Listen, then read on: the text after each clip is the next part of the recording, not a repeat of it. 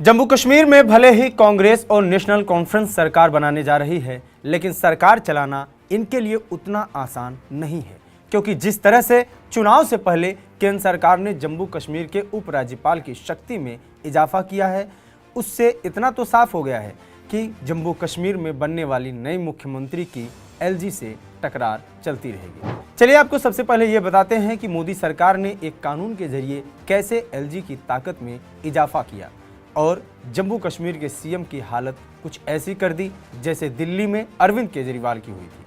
केंद्रीय गृह मंत्रालय ने जम्मू कश्मीर पुनर्गठन अधिनियम 2019 में संशोधन करके उपराज्यपाल की शक्ति बढ़ाई थी। केंद्र सरकार ने पुलिस से लेकर सार्वजनिक व्यवस्था से संबंधित मामलों में उपराज्यपाल को ज्यादा अधिकार मिल जाएंगे और उनके काम करने का दायरा भी बढ़ जाएगा। केंद्र सरकार द्वारा किए गए बदलावों के बाद राज्य के लगभग सभी क्षेत्रों में उपराज्यपाल का अधिकार बढ़ जाएगा, जिसमें वित्त विभाग की पूर्व सहमति की आवश्यकता होती है।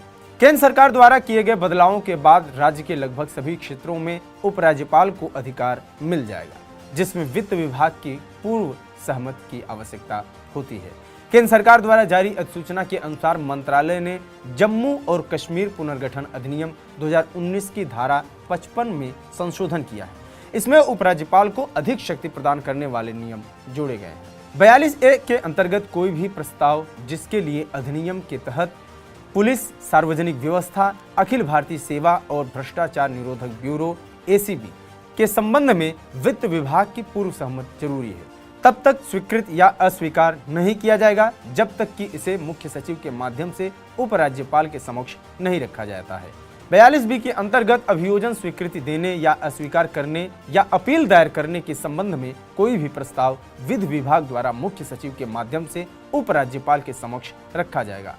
मतलब यह कि केंद्र के इस संशोधन के बाद जम्मू कश्मीर के उपराज्यपाल का प्रशासनिक दायरा बढ़ जाएगा।